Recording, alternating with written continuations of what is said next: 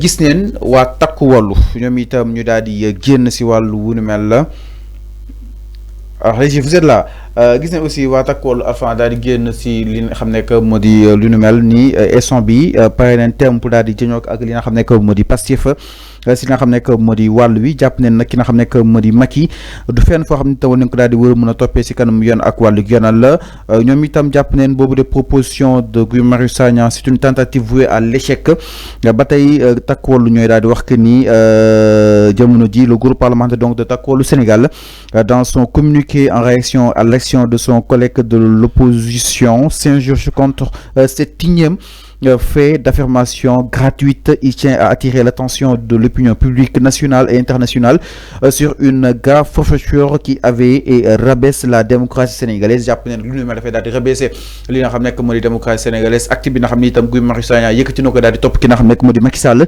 si kanam yoon ak wàllu yoonal devant la cour de justice. Donc le groupe Takku Wallu Sénégal regrette une baisse manœuvre une base manœuvre autant pour moi destinée à salir l'image et la réputation nationale et internationale et un grand africain dont le leadership est salué un peu partout dans le monde. Une tentative selon Maître Aïssata Tall et ses collègues du même groupe parlementaire qui sera assurément voué à l'échec.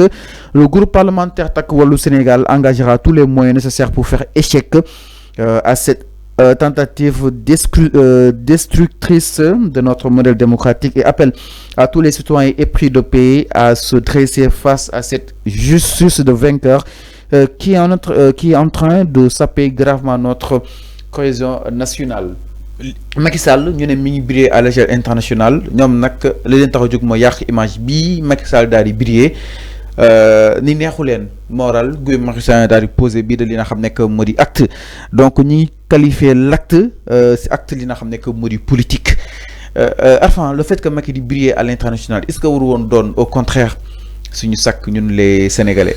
Takku Wallu le groupe Takku Wallu lu mooy def nii c'est une bataille médiatique c'est tout à fait normal.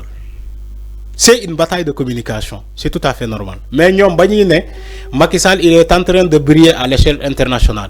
Dañoo faté ni que Macky Sall il a des antécédents. Dañoo faté ni que Macky Sall bala muy briller tay, il a été président pendant 12 ans dans ce pays. Lolu ñom dañ ko faté. Bañuy atté Macky Sall bu dé dinañ ko atté, duñ ko atté parce que il est en train de briller. Dañ koy atté parce que il a eu à gérer ce pays pendant 12 ans. Mais bàyyi leen manipuler quand même. deux cas yi bokkul. dama ne deux cas yi bokkul Macky Sall su ko neexee sax mu nekk président France. Français yi voté ko ba mu remplacer Macron. jàpp ne Macky benn menace la nekk. dama ne bàyyi leen caaxaan. ñoom ñiy wax ni yëpp ay caaxaan kat lañ. suñu leen neexee tey nañuy voté Macky Sall ba mu remplacer Macron France. mais ñàkkul Macky Sall luñ ko war a toppee fii ci réew mi. Sénégal fii ala kulli ali dinañ ko topp. mënuñu topp ay ministre am ba pare bàyyi ko moom. moom mi doon santaane loolu il était au cœur même de la gestion moom en tant que président de la République dans l'exercice de ses fonctions. Après on nous dit aujourd'hui comme ce Macky Sall là est en train de briller à l'échelle internationale kenn waru ko topp bàyyi leen caaxaan li ngeen di wax ni yëpp ay caaxaan la dama ne haute trahison damay ñëw ci haute trahison dama ne haute trahison magistrat yi ñoo koy apprécier ndax les faits yuñ ko toppee ndax aaju na ñu wax ni que faits yooyu ay haute trahison parce que ñoom ñii di wax Sénégal yëpp kenn mënu laa définir la haute trahison ban fait ak fait nga mën a considérer comme boo ko defee ñu toppee la ci haute trahison. waaw moo tax ñoom moo tax ma ne la moo tax Sénégal. moo tax ma ne la mënuñu ko àtte. moo tax ma ne la haute trahison benn fait bu ndaw. magistrat yi mën nañu ko considérer ni que Macky Sall def na haute trahison. donc haute cour de justice mën na ko considérer. mais loolu laay wax ni. mais ñoom jàpp neen que ni. nous sommes dans une justice des vainqueurs. c'est que aussi ñoom on n'est pas dans une justice des vainqueurs. on est dans une justice qui apprécie les faits qui analyse les faits bu fekkee tey def nañu une mise en accusation contre Macky Sall ñu yóbbu les faits au niveau de la cellule. De l'instruction, bon, cette cellule-là est composée uniquement de magistrats, comme le cas de Idrissa Seck dans les sentiers de Thiès.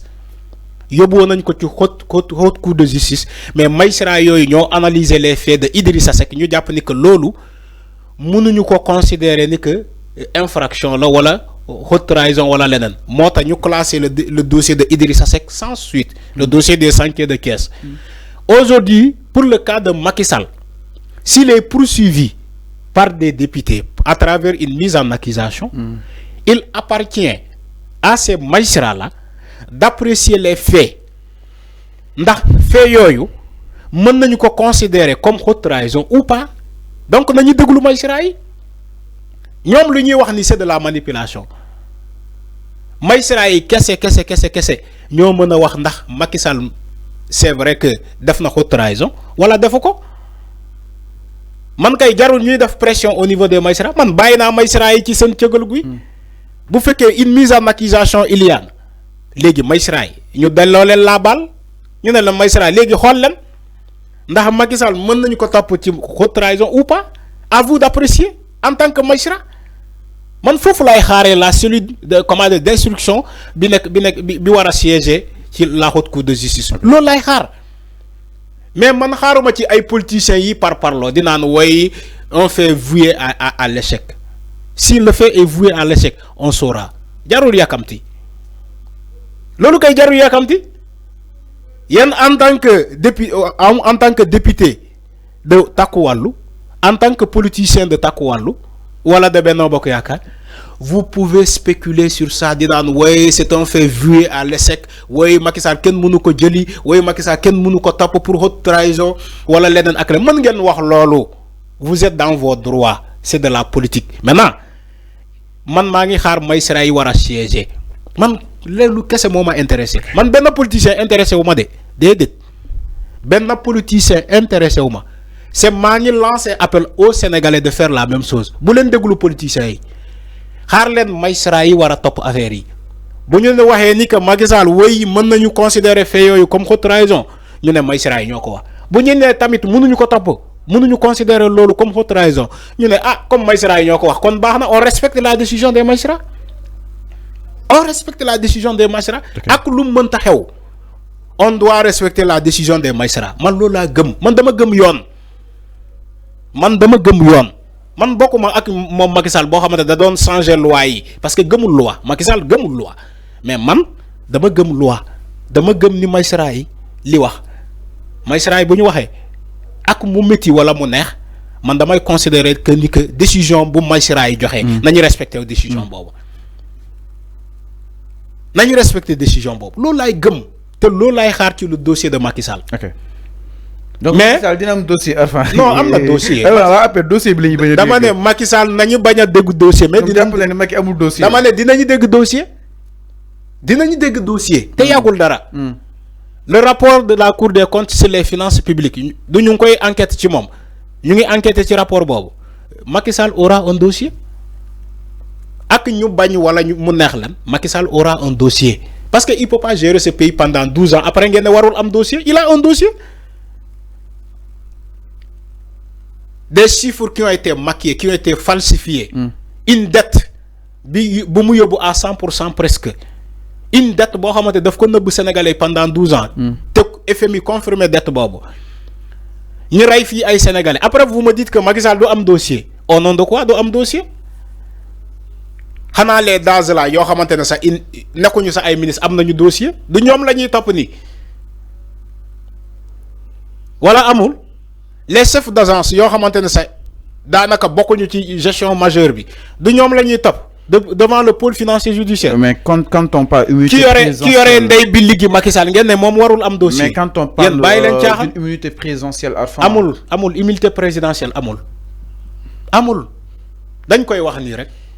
Amna. Dama ne amul. Président amna lu koy protéger. Dama ne comme député bi ñu amé immunité. Dama ne président. Yéen Sénégal da ngeen di caaxaan. Vous avez tendance à dormir dans vos lauriers.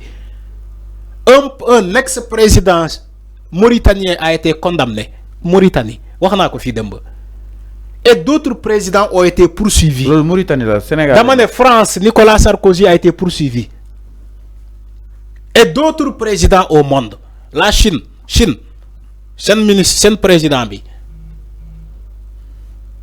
L'autre Corée du Nord, sen président bi. Mais est-ce que culture est bien là? Mais au Sénégal que tu viens, on nous dit que non Macky Sall ken waru ko top. ak ñaawte fi mu def yëpp déedéet kenn waru ko topp. Vous jouez avec un antécédent très dangereux. Un autre président peut venir et faire ce qu'il veut. Après, on dit que oui, il y a une immunité présidentielle. Ken waru ko top. Bay len tiaxan. Bay len tiaxan. Président, il faut ngeen def ci bopam ni que il est justiciable comme tout le monde, ni que mën nañu ko top dans l'exercice de ses fonctions. Man lo la gëm.